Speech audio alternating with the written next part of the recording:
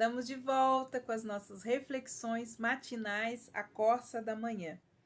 Estamos refletindo a respeito do perdão que liberta. Perdoe e seja livre. Hoje eu quero falar de algo muito especial e, como eu sempre digo, terrivelmente maravilhoso e que pode nos libertar. Nosso tema de hoje é: não carregue defuntos presos às suas costas. No texto que está em Romanos, capítulo 7, versículo 24, nos diz assim: miserável homem que sou, quem me livrará do corpo desta morte? Como nossa vida se torna difícil quando nós guardamos ressentimentos. É como se cada lembrança do fato nos fizesse morrer um pouquinho mais. E isso é o que acontece, segundo muitos relatos. E isso também é algo muito importante de a gente entender. Acontecia um fato muito interessante de relatos sobre a necroforia. A necroforia, que era uma das formas de tortura no antigo Império Romano. Alguns autores dizem que quando Paulo cita esse texto, ele está lembrando então dessa forma de tortura que era realizada pelos romanos. Quando um homem era julgado por homicídio culposo, era condenado e amarravam então ao seu corpo morto às suas costas. O corpo ia se decompondo e todas as suas bactérias e germes iam tomando posse do corpo do vivo. Era uma forma horrível de suplício. À medida que o morto ia se decompondo, o vivo também começava a apodrecer. Os vermes do corpo do morto davam-se por comer e se alastrar no corpo do vivo. E a agonia então tomava conta da vida daquele condenado, andando ele pelo deserto e carregando aquele corpo de morte. O defunto apodrecia e ao seu odor apegava-se à pele daquele que lhe carregava. E o resultado eram doenças terríveis que o levava então à morte. Ninguém sobrevivia a um defunto preso às suas costas. É comum nós ouvirmos de algumas pessoas magoadas, feridas, ofendidas, a seguinte expressão: para mim, o fulano morreu. Realmente você pode ter um matado em seu coração, mas na sua mente não poderá matá-lo, a não ser que perdoe.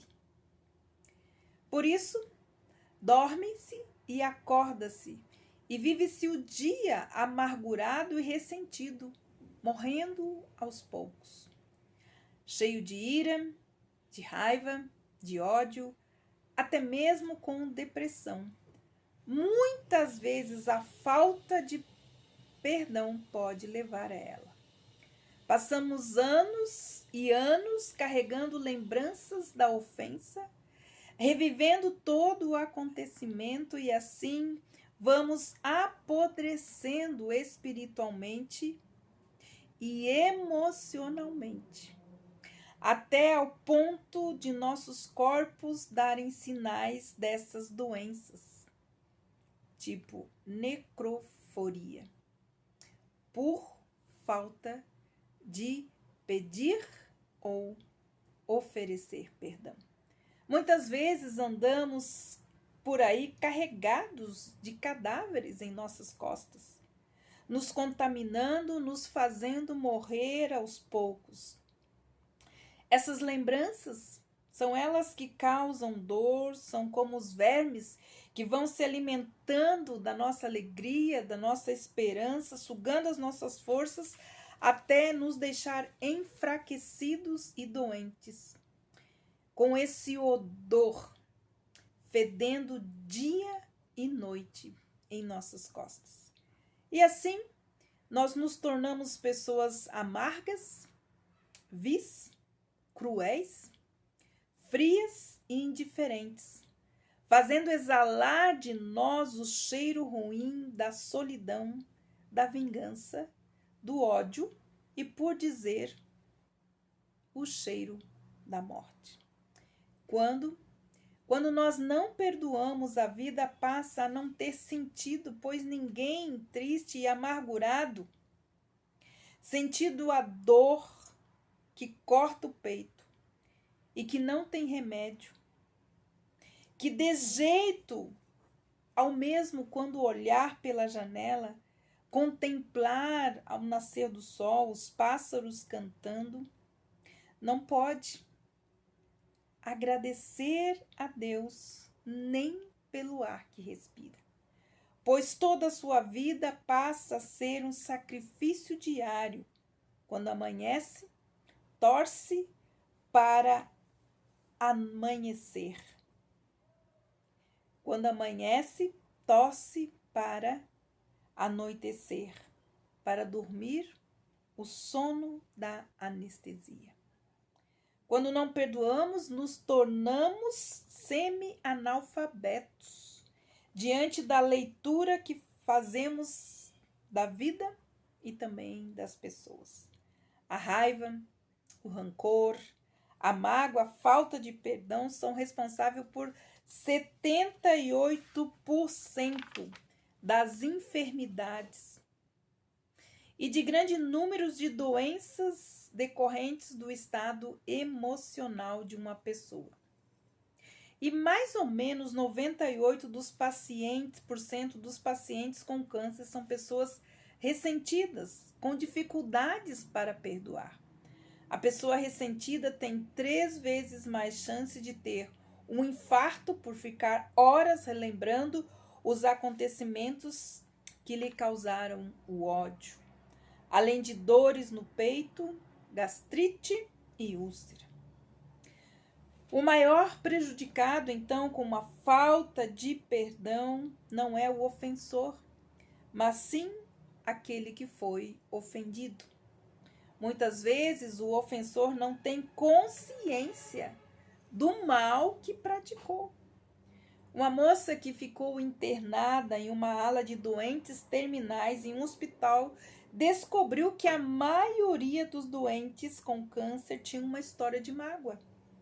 Eram pessoas que anos e anos haviam rompido relações com a mãe, com o pai, com os irmãos ou os filhos e estavam ressentidos com eles.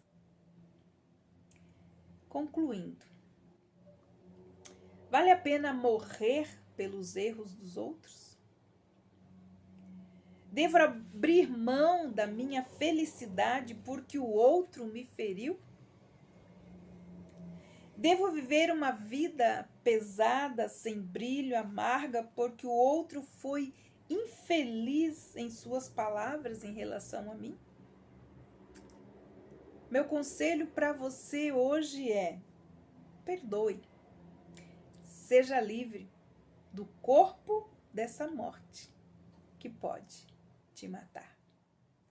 Que Deus abençoe você e até amanhã com as nossas reflexões matinais, a coça da manhã.